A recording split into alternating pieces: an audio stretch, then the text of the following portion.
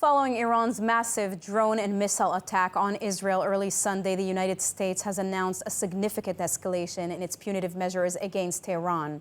U.S. National Security Advisor Jake Sullivan announced plans to impose new sanctions on Iran, declaring that punitive measures targeting Iran's missile and drone program, as well as the Revolutionary Guards and the Iranian Defense Ministry, will be implemented in the coming days.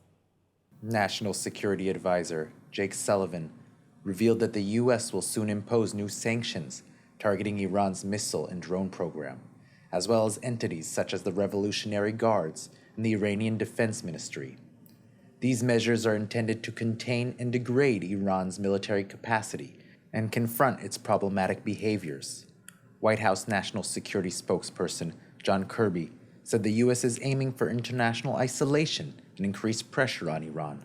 Much of the world today is standing with Israel. When the president spoke to the G7 leaders yesterday, they were unified in their condemnation of Iran and their determination to hold Iran accountable. At the president's direction, our teams are now following up with G7 capitals on new multilateral sanctions to target Iran's missile and other nefarious programs.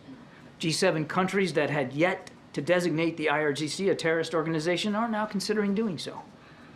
And going forward, we will be working to further isolate Iran internationally and increase economic and other forms of pressure. So that's the upshot here. A stronger Israel, a weaker Iran, a more unified alliance of partners. This announcement comes amid growing international concern over Iran's aggressive actions and Israel's potential response, with Secretary of Treasury Janet Yellen and European Union Foreign Policy Chief Joseph Borrell signaling their support for imposing sanctions as well. The U.S. anticipates its allies and partners to follow its lead with parallel measures.